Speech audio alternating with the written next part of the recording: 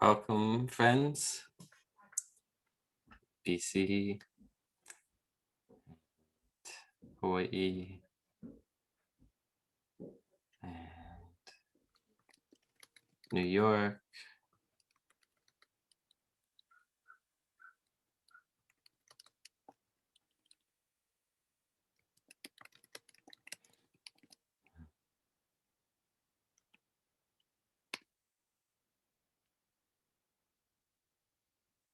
Australia.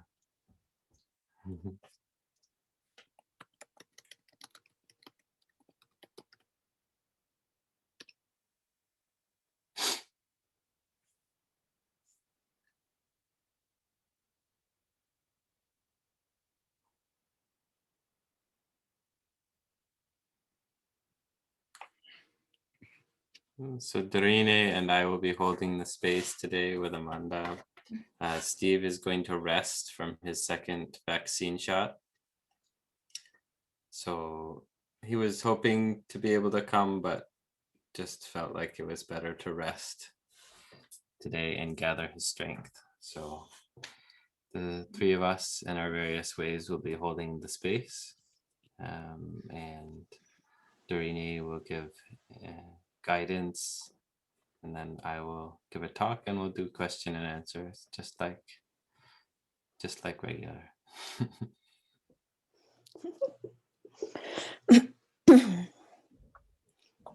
Welcome, buenas tardes.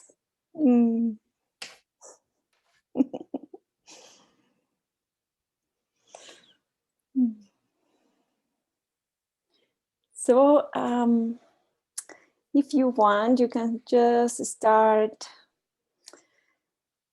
gently closing your eyes and perhaps just remembering Michelle's lovely instructions I thought today of if you want to just put your hand at the beginning, touching your heart center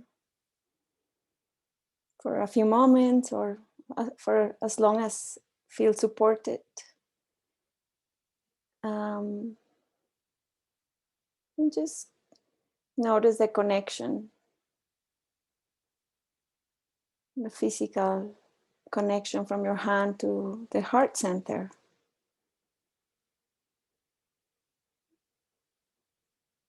But also the quality of your presence, mind state.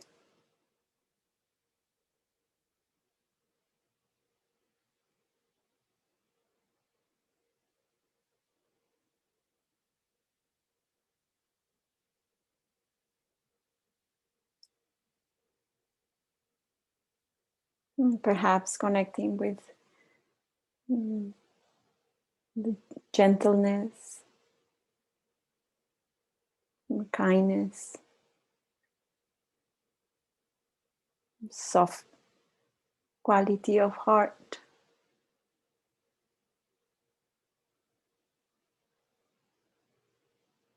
Warm.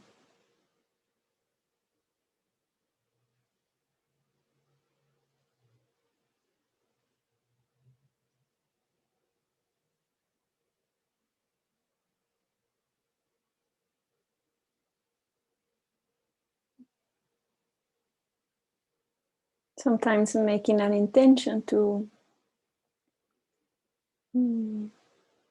incline our heart mind to all these beautiful qualities of heart or whatever arises during the sit.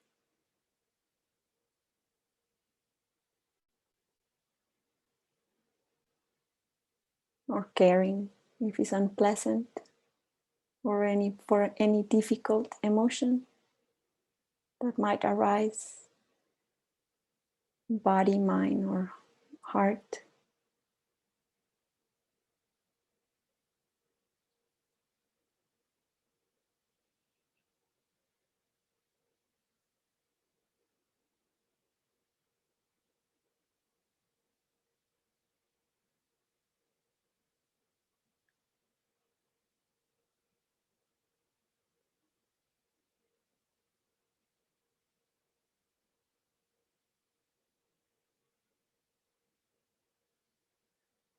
Start receiving sound vibrations just as they are arising.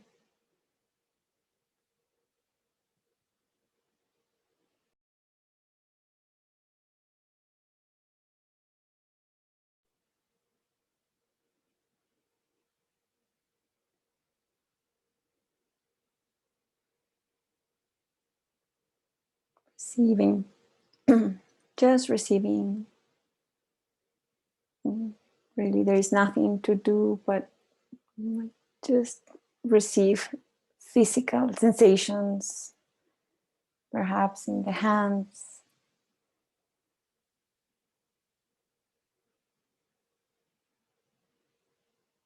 tingly sensations, warm, cool,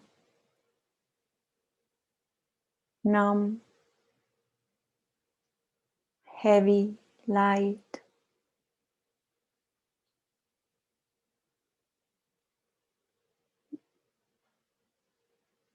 arising, persisting,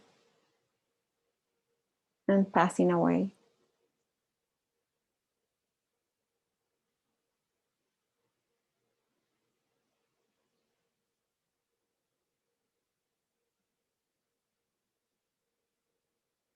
And perhaps connecting with the breath, the rising movement,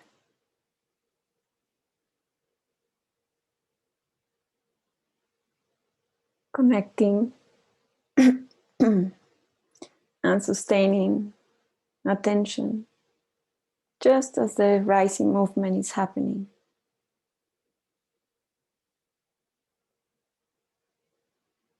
Connecting and sustaining attention just as the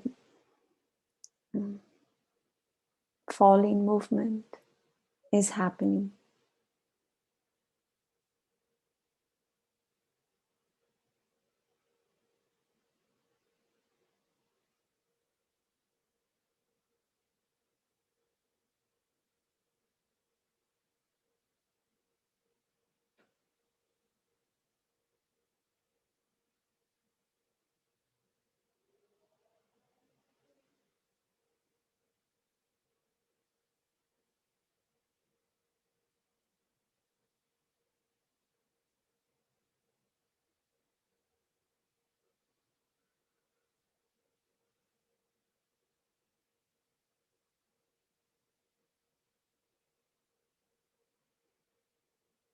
Body sensations throughout the body,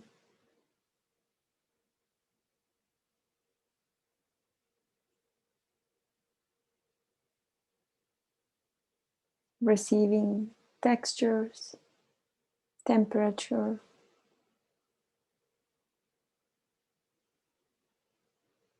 without trying to fix or change,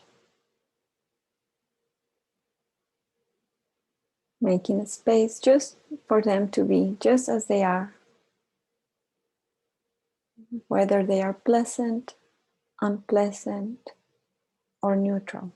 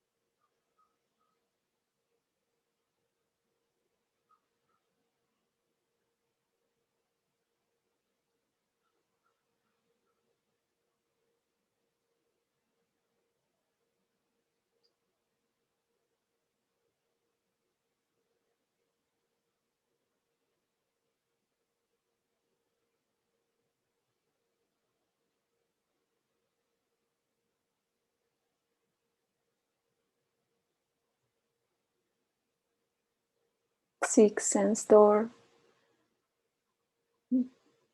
awareness.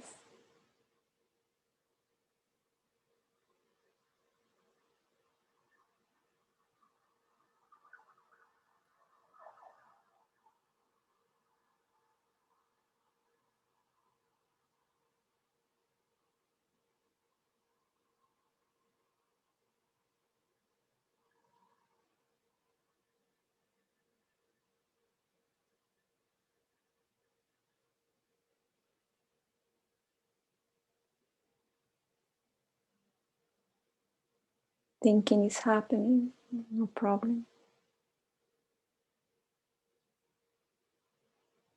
And sometimes the use of conceptual labels, it's helpful. Just a gentle mental note, planning, or remembering.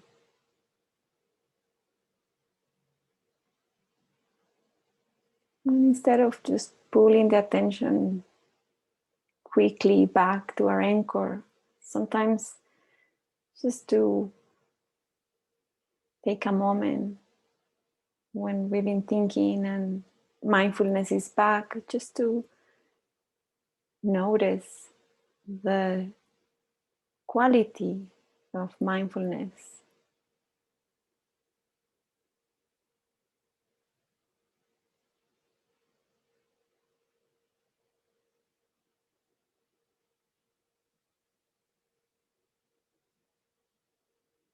And then choosing either to go back to our anchor or open up the awareness to whatever is most obvious. And just settling the attention there, relaxing, receiving.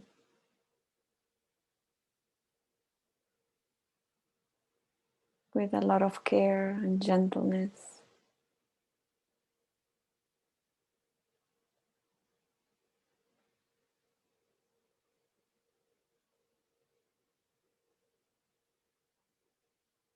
For whatever is appearing.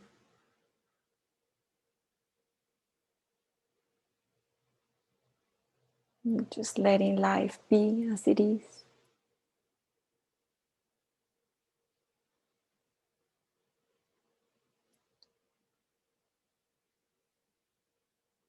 Allowing. And if resistance is what is happening, perhaps we can allow that to be too. And resistance becomes the object, the primary object of our attention. Dropping the attention to the body, noticing how resistance feels like in the body.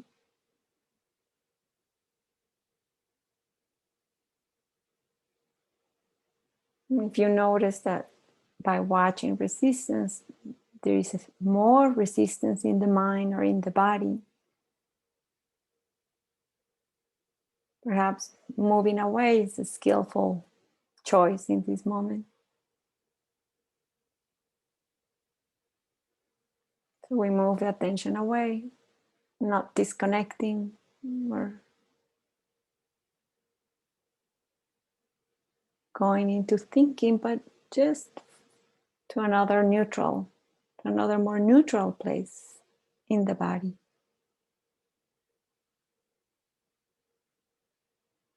At times we can check the resistance in the body and go back to our neutral anchor.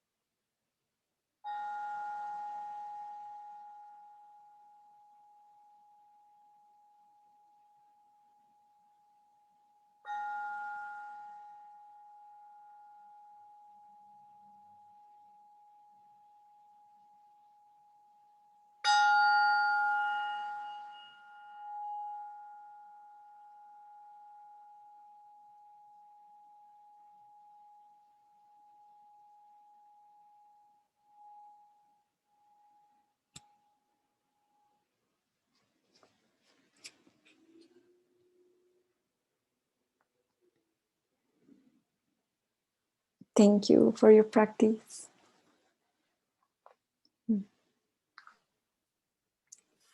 It felt short, right?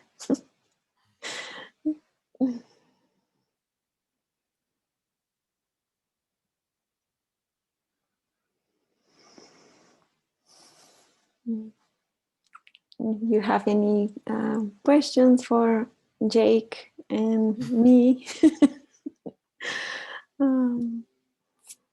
Comments?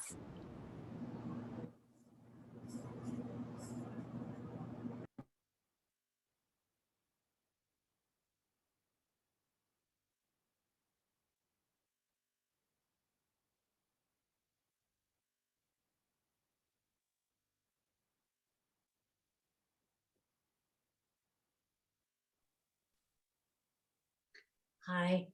I found it really helpful to acknowledge when I was thinking or preparing in my mind and just being gentle with that and staying with that and then letting that dissolve into being back into my meditation. And so I thank you for that. I'm new to this kind of practice, and that was very helpful.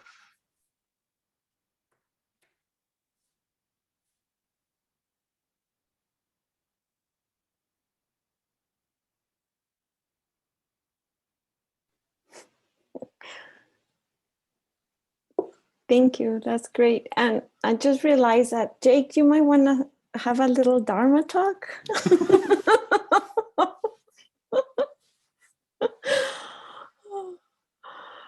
Ay, ay, ay. No worries, organic. Actually, I'd like to hear questions first. That way the talk can respond a little bit too. Does anyone else have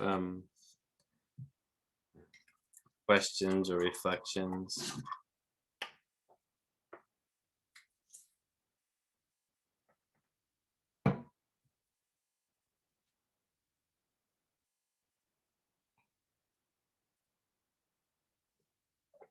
Kathy?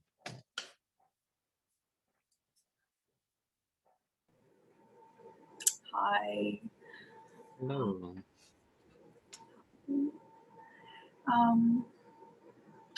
So this comment has really been a reoccurring theme in my practice for the last few years, I'm gonna say. And I think it's mainly brought on for me by my reaction to physical pain. And I think what makes it so difficult is not the pain itself, but sort of like that despair and hopelessness and totally out of control sense that comes with it, especially like if sensations get intense. And then what I found today, not during the set that we were just in, but a little bit earlier, when I was doing some practice by myself, there was this dripping sound coming from outside, and it was just like drip, drip, drip, drip, drip, drip, drip, drip, drip, drip, drip. And I was sitting and there was pain and I was going crazy. Like I was just it was it was so difficult. Um and yeah, I just any guidance around dealing with I think really it's that sense of helplessness. Um yeah, thank you. Lovely.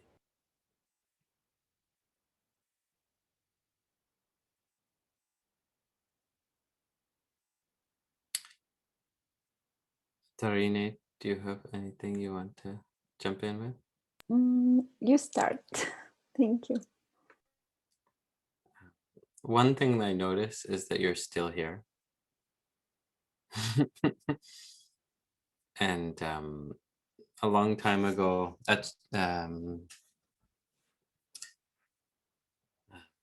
Amanda was just telling us about her time last year or the year before at Chazwa in the Sagaing Hills, which was where I did one of my first long retreats. It was 3 weeks, and I guess I was 18. And it seemed very intimidating to me at the time. And I had a lot of physical pain, really a lot. But also a lot of drive, and so not very much calm, not much receiving, lots of drive, lots of pain.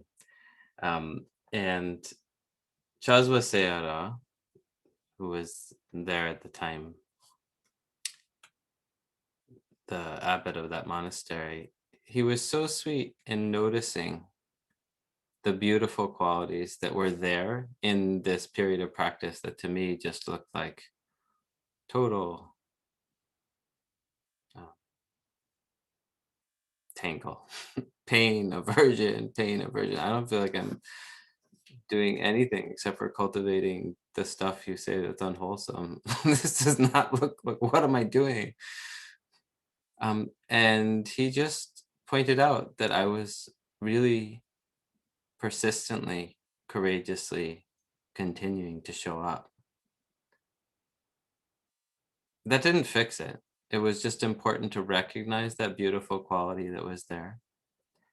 So I want to recognize that first.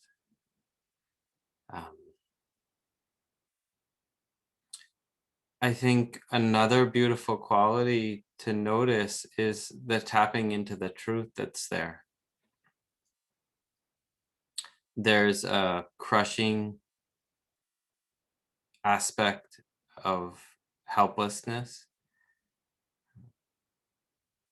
but there's also a truth that's being recognized. It's not under our control.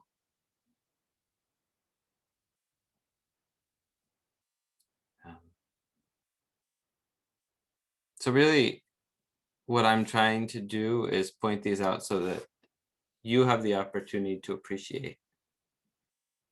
That's one of the divine abidings, this quality of appreciation, just a quiet celebration, just celebrating the courageous persistence that's there. You're still showing up, celebrating the tapping into truth that is seeing this quality of out of control nature of the mind.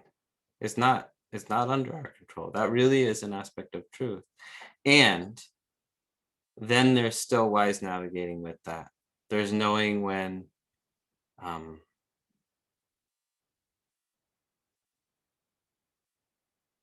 we need to bring in other beautiful qualities too. So there are these 7 qualities that are called the factors of awakening, Bojjhanga. On the one hand, the precise investigation, Dhammavicaya, and courageous energy that keeps that persistence and joy and curiosity. These are the energizing factors. And then also tranquility and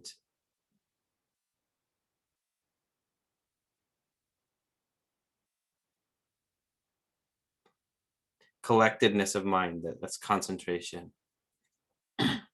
and the even grounded equipoise of equanimity.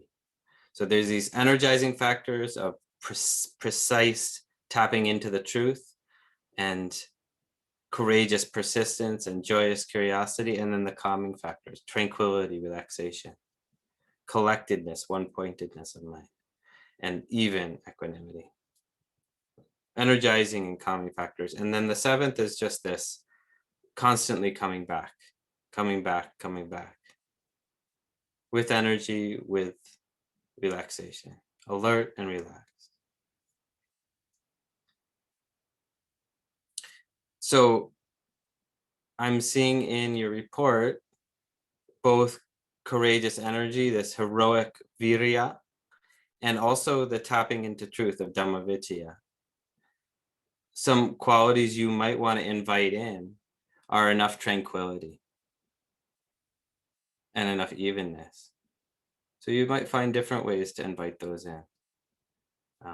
For me, like, I just learned with the physical pain just to call up a muscle memory of what it was like to feel tranquil some other time, just for a moment. Tap into that quality of tranquility. If maybe you remember a place that brings you tranquility. And it doesn't mean you call up tranquility and you're set, right? There's the rest of the sitting, you're just tranquil with that pain, not like that. Enough tranquility to be there for one more moment. Just call it up and rest in it. Or you might call up evenness, equanimity, balance. And one way to do that, lots of different ways that you might find helpful. One way that might work is, as Darine suggested, you can sometimes broaden the attention when it's getting caught. So you might broaden out perhaps to sound. So you're still tapped into present moment changing experience. You're still tapped into truth in that way. We're not just going into the content of thought, but we're also tapping into a place in experience that's more neutral, or we might find a place in the body that's pleasant. So what we're doing just by how we're directing the attention is balancing out the qualities. Not courageous energy is good, and precise seeing is good. It's just that they need to be in balance with enough tranquility and evenness, or we're going to get overwhelmed. So we can do that in various ways, calling up these qualities, like I said, for instance, calling up tranquility, or directing the attention in ways that serve to call in these other qualities of evenness. So maybe directing to pleasant aspects of experience and neutral aspects of experience.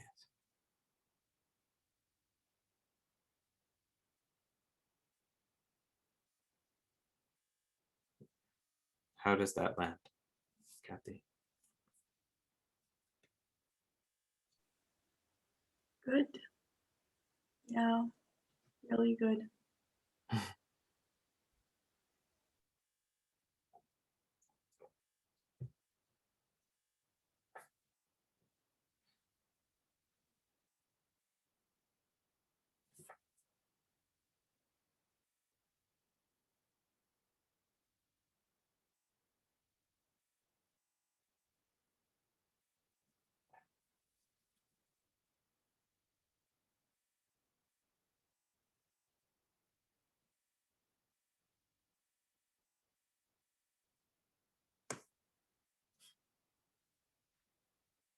So you got the first part of my talk. Who will ask the question to get the second part of my talk?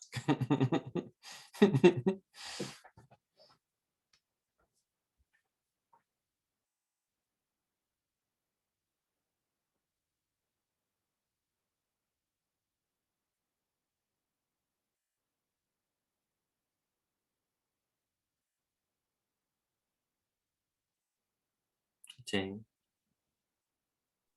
I don't know if this is too basic of a question since I'm pretty new to the Vipassana practice, but when you come on to before the website or the Zoom opens, there are 4 words there, and it says metta, karuna, mudita, and upekkha, and I wonder what those mean.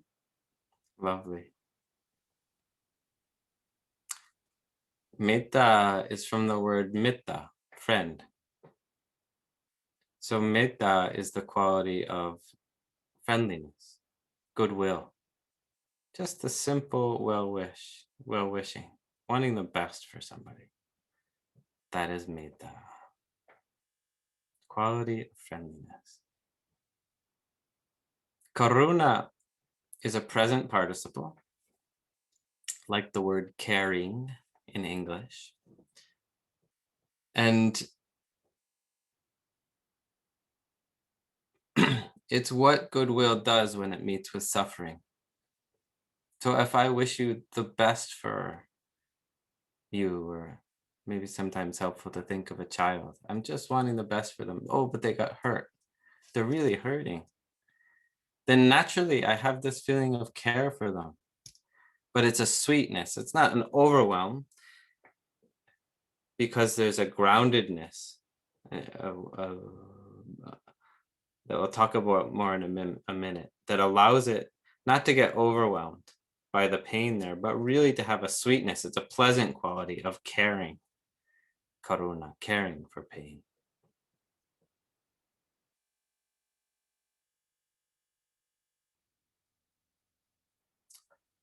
Mudita is a past participle.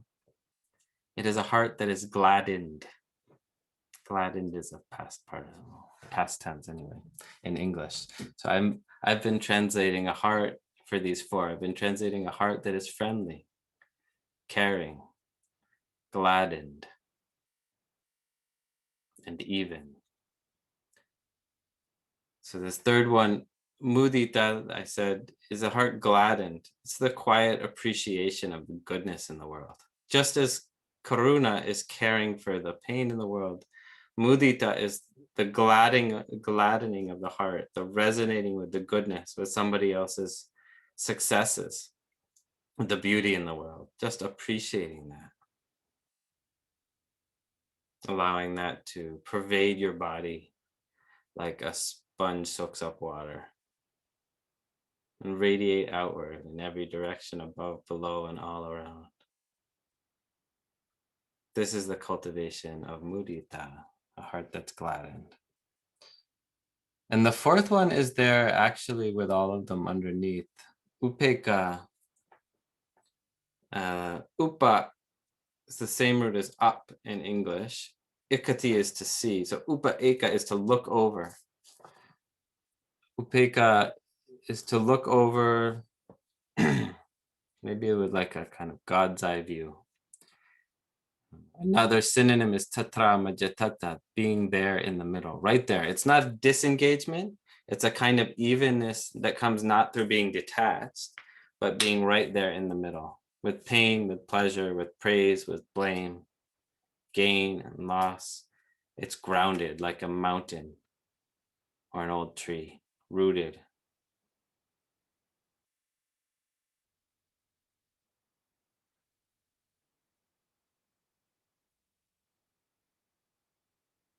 So these are the qualities of metta, friendliness, karuna, caring, mudita, gladdening, the gladdened heart, and upeka, equanimous, equipoise, evenness, grounded balance in the face of pleasure and pain. Metta, karuna, mudita, upeka. These together are qualities, four aspects of the divine abiding, what's called the Brahma Vihara. Vihara is abode. And Brahma is God, the divine spirit. Brahma Vihara is the divine abiding. To cultivate these qualities is to abide like a God, abide divinely. And so one way to cultivate them is with intensive concentration practice, where we're doing what I mentioned in the case of appreciative joy, mudita. You're just calling it up. So you might think of a time when you felt that kind of quiet appreciation for goodness, for beauty, watching a sunset or watching, I often think of my kids, my son learning to surf or ride his bike. Just the joy that's there, tapping into that, resonating with that, allowing that appreciation to fill the body and mind. So you're finding the seed of that quality and growing it, cultivating it, making more, maturing it, bringing it to perfection, and allowing the whole body mind to revel in that and soak it up like a sponge soaks up water until it overflows and spreads outward, above, below, and all around in every direction. And the same with each of these qualities, with just the simple goodwill. Just well-wishing. Tap into a time you felt that for somebody, and then you can just grow that. Just a simple wish, wanting the best for them. Allowing that quality to pervade your mind and body and flow outward to everyone in the Zoom room, everyone around you where you are. beings in the sky above and the ground below, on the waters and the lands all around. Above, below, and all around, towards all others, just as also towards yourself, touching with this quality of well-wishing, goodwill, just wanting the best for them.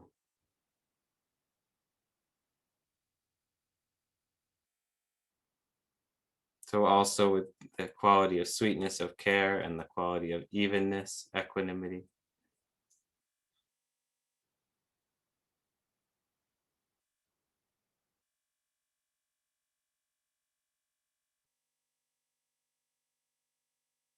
You might find a time, remember a time you felt that kind of grounded balance in the face of pleasure and pain. Soft readiness. Just tap into that feeling, grounded like a mountain or an old tree. And then we're growing it, reveling in that quietly. Allowing that to fill the whole being, your whole being, and spread outwards, above, below, and all around.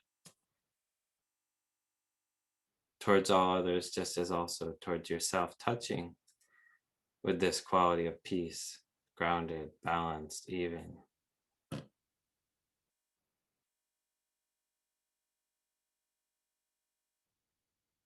Resting in that, growing it, maturing it, cultivating it, bringing it to perfection.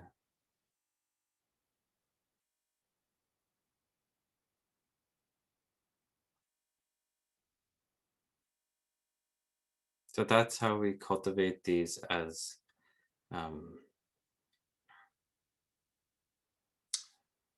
the cultivation of the divine abidings. And we can do this for a few moments or a few weeks or a few months.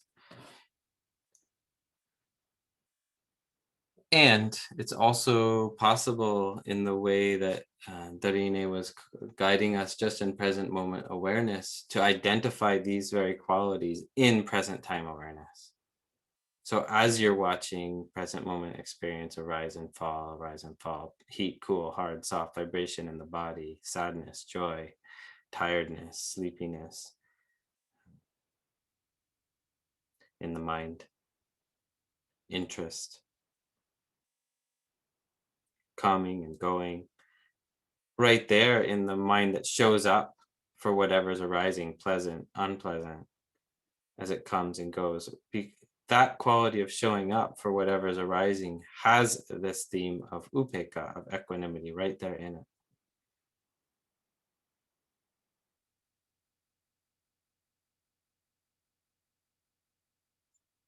So it's also possible to identify these qualities of goodwill, caring, joy, or the heart that's gladdened, and evenness of equanimity right there in present moment mindfulness practice too.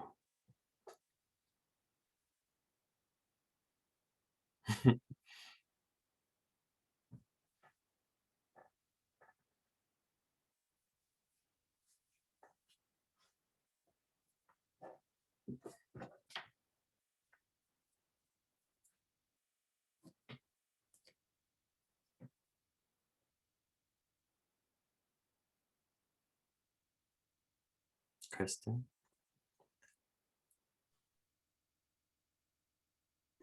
So, I guess I haven't thought about the divine abodes as godly spirits before. I haven't heard that before, and so I guess I'm curious about the God word, and if there are gods in Buddhist belief, and if so, if God is part of us, if the Brahma Viharas are part of our experience.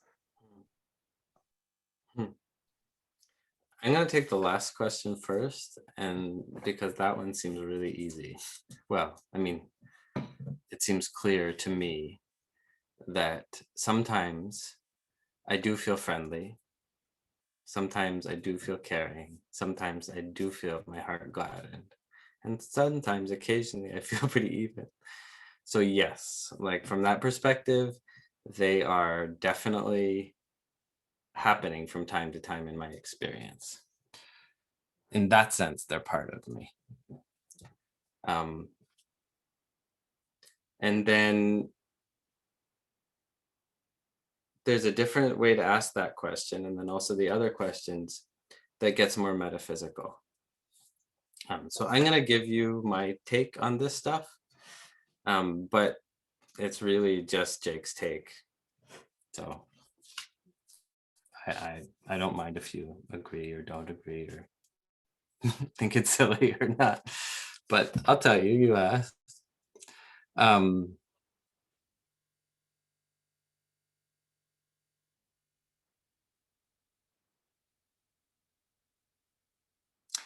One thing to say is I wasn't there when the Buddha was teaching. So what I do have some sense of is some texts that were passed on. Really, I've studied them in written form, particularly the Pali Buddhist texts, and those were passed on for hundreds of years orally before being written down. But I love those texts, and I see a real beauty in the whole thought world that's in them, particularly a kind of, if I think of how hard it is for me to practice with a teacher, with many teachers, lots of support, to think that somebody discovered this way of practice for themselves without a teacher and handed it down, that feels amazing. And I see that in the text. That feels amazing. These qualities of the Dhamma, it's experiential, sanditiko, it's timeless, akaliko, it's a come and see kind of thing, ihipasiko. It's progressive, it keeps going, onward leading, opaniko, to be experienced by the wise for themselves, pachitam veditabo in yuhi. Those qualities to me about these texts are totally beautiful. And absolutely, in the Pali thought world, in the thought world of these Pali Buddhist texts, the way that they are conceiving of reality, there are human beings and there are spirit beings in the trees, and there are lots of beings, seen and unseen. So there's Deva realms, spirits in realms that are like I just said, like spirits of this tree and this place, and it's like small spirits. And there's also Brahma beings, a whole nother level of spirit realm that much longer lasting. So at the time of the Buddha, one story is that he awakened for himself in the way I just said, amazingly. But he was like, okay, I found this truth, but if I try and teach people, they're not going to get it. It's just going to be a lot of trouble. I'm going to be bothered and they're going to be bothered. Never mind. I'm just going to chill in equanimity, basically. And the story goes, the Brahma Yachana Sutta, the request of Brahma, is that the sort of the God being at that time comes down and says to the Buddha, no, you can't, you really got to teach. Some people will get this. You have to offer this. You can't not.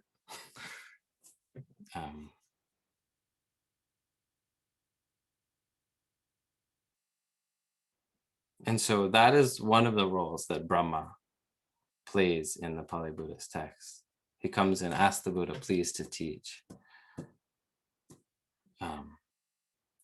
It's also very clear that the Buddha's perspective on any being, human, animal, devas, and also Brahmas, is that if you come into being, if you are being a being at any point, those conditions won't last forever. So there's no sense of permanent beings. Any Brahmas, any devas, any humans, any animals are impermanent beings. If you're being a being, that you're going to be an impermanent being. That which doesn't arise also doesn't cease, but once you're being a being, that's going to be a temporary thing. So that's Jake's take on gods in the Pali text. The last thing I want to circle back to, though, is whether these are part of you, these qualities, these divine abidings.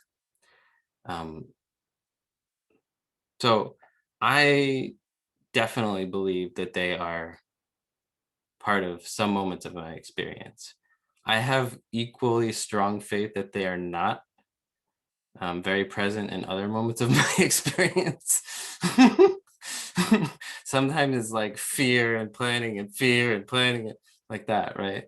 Are there some seed form of them? Okay, maybe, but that's not what I'm tapping into in those moments, right? So I say this because sometimes people like the idea that these beautiful qualities are in there waiting. And this is totally Jake's take. Really feel free to discard it, but I don't know where they would be. They're in where? Sometimes I have wholesome mental states and sometimes I don't. It's a mixed bag, like really mixed. And I get to choose which ones to cultivate. The trouble is I'm always cultivating something. Sometimes I'm cultivating annoyance and distraction and those sorts of things. And other times I'm cultivating, like we just did, goodwill, well-wishing, caring, a heart that's glad and even. Different times I'm cultivating different things. And the trouble is I'm always cultivating something. So it's really important to be intentional about which thing I'm cultivating. And it's true that these beautiful qualities of heart, when I tap into them, have a feeling of familiarity, like coming home. That part is true.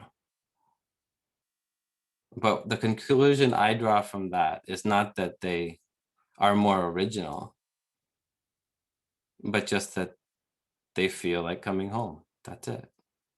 We don't need more than that. They do feel like coming home. We should cultivate them.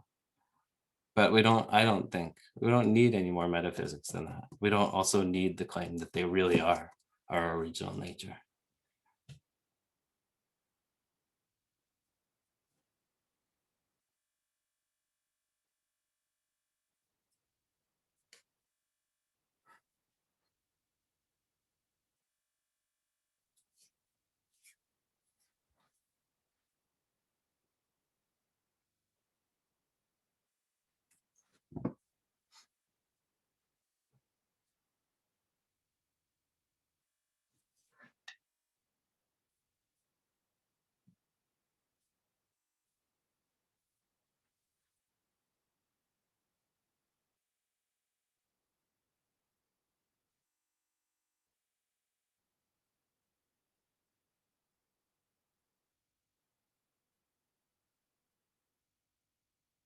I saw a hand. Oh, Aaron.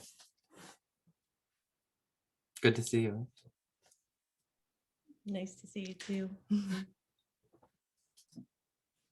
I'm wondering if you can speak to resistance and if it's similar, maybe not similar, but resistance versus aversion. Thank you. Wow. Can you tell me what your experience is?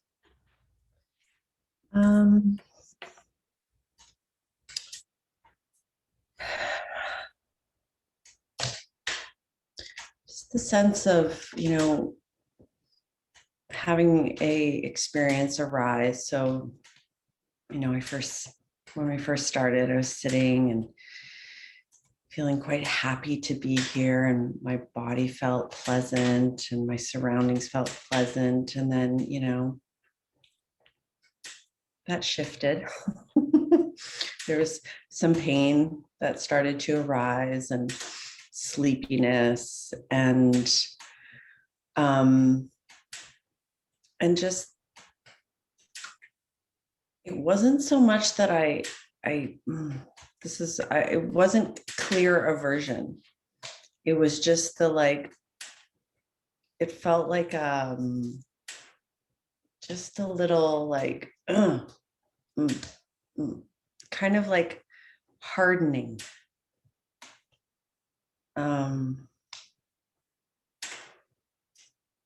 And this sort of just playing back and forth between, I guess, accepting the unpleasant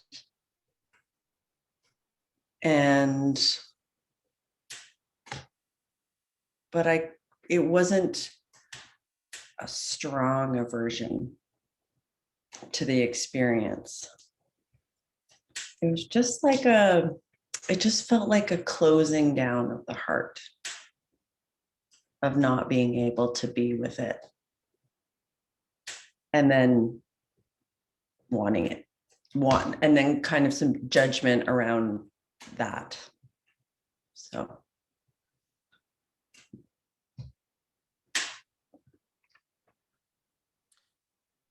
And is there anything that you're feeling confused in there about how to relate to? I feel like just it's almost like the subtleness of resistance, you know, and it's and how, I guess in my mind, I want to be able to label it as, you know, this is resistance or this is aversion. So I can, you know, put it in its proper category. And so that when it appears in a not so subtle way, I can have a bit more compassion towards myself, because I feel like if I can recognize it as resistance, I feel like that's easier for me to accept, because I can understand that there must be something underneath there that I am trying to protect myself from, as opposed to, you know, aversion, which I have so much judgment about, you know, and feel like I should be better at dealing with. So this experience in the sit was more subtle, because it was, you know, it wasn't a lot of body pain, but, you know, a little bit, and sleepiness and just kind of bobbing around. But then recognizing that, you know, it's these moments, sitting, that is like practice ground for when I'm not sitting, and the same sort of experience comes up, but maybe in a more amplified way. I do have something to say. It's going to answer a question that is totally different one from the one that you asked. But I was about to say, I'd like to ask Darine to come in first. Thank you. Well, the thing that it helps me it doesn't matter like how, if it's subtle or very evident, aversion, resistance, it's just when you notice your body and you're tightening. Is the body relax, which is allowing, or there is a tiny resistance? And sometimes we think, I mean, I speak for myself, that by meeting is like one moment, fake equanimity makes me think of that. Yeah, I'm seeing you, but I'm seeing you so you will go away, or and it seems like, yeah, you're touching it. Oh, yeah, I am checking you out. I am feeling you directly, but it's not a deep holding. It's not a deep space. It's not truly allowing that tightness just to be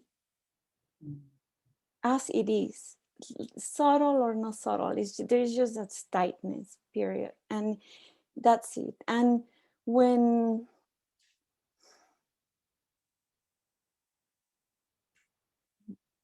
there, when there is not this allowing to be with resistance, no problem.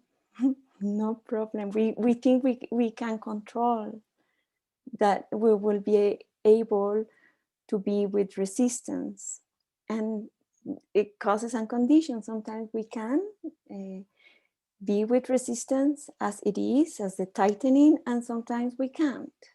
And when we can't, it's okay to just to shift, open up your awareness, or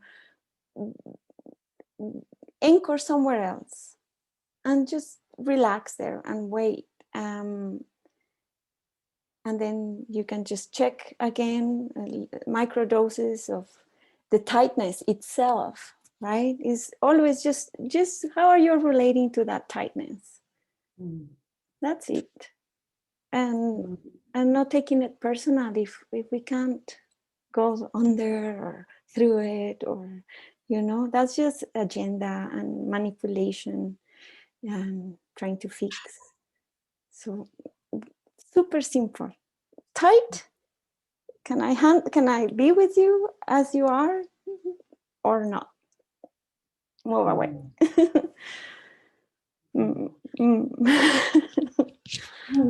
Helpful. Good. Take. Lovely, lovely.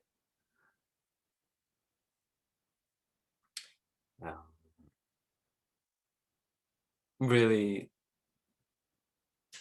what I have to say is just a support to what Darine said. Sort of a footnote, put it that way, to what Darine said. Darine's point is the main point, just simple.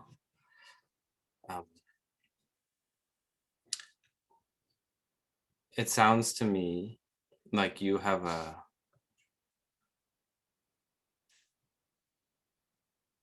strategy and a strength and a weakness, much like mine, that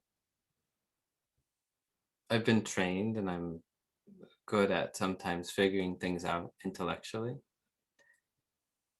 And so if it feels out of control and I'd really like things to be a certain way, often my fallback tendency is to try and figure them out intellectually.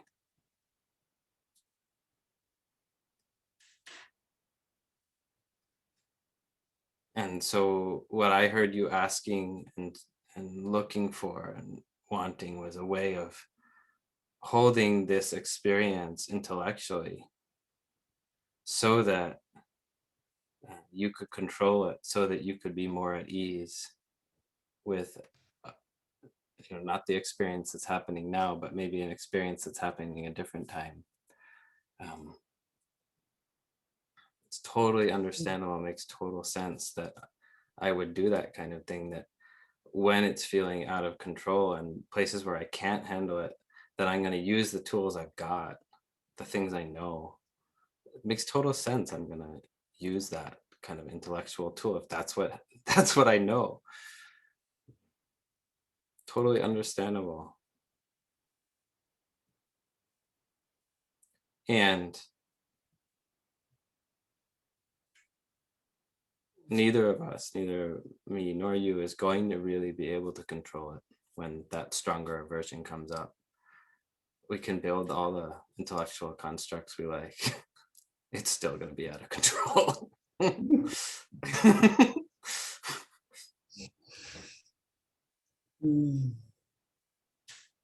And painful.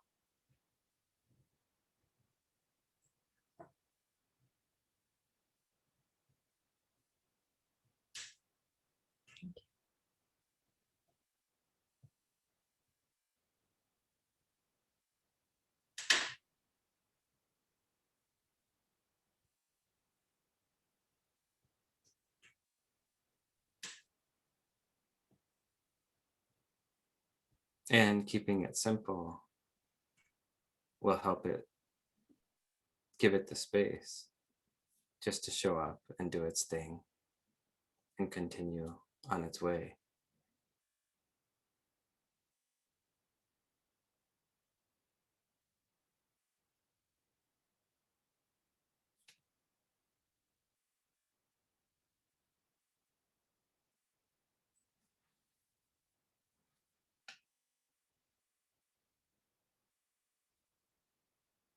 And thank you, Darine. That was beautiful.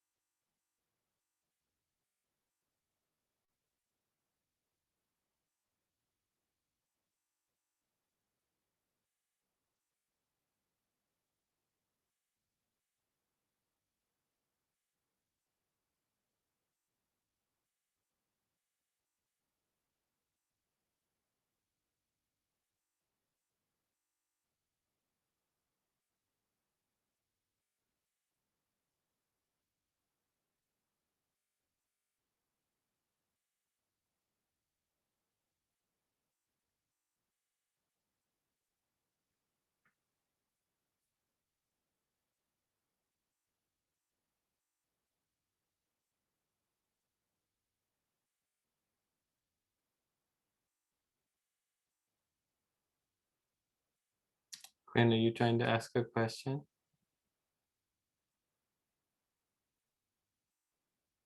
Yes, no? Can you unmute her, Amanda? I'm trying. Yep, there you Can go. can you hear? No, Yes, we now can, we yeah. can. I just want to say that I want to thank Darina and you, Jake, for shouldering the task of leading us while the elder teachers are not around. So gives us a lot of hope for the future. And thank you, Amanda, too. Yes, lovely team. Lovely team. We are lucky to have each other. Thank you, Queen. And they will be back. They will be back soon. Our teachers. I feel like a radio announcement, but Michelle and Jesse will be back on the 18th, April 18th. Yay. And Steve will be back next Sunday. Oh, quick. You're right. You're doing fine. Thank you so much. You're great. When are the parents coming home? Yeah.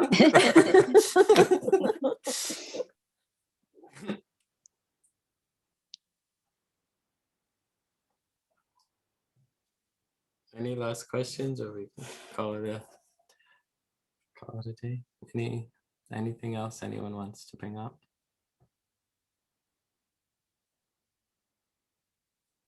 You're all set. You have enough Dhamma, vitamins, and sustenance to make it through another week. Take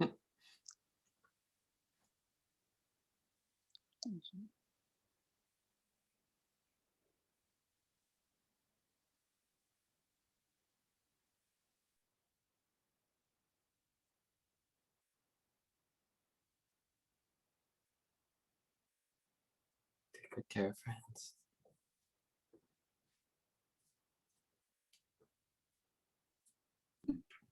Thank you. Thank you. Good to see you. Bye. Good night, everyone. Thank you very much. So happy to have you here.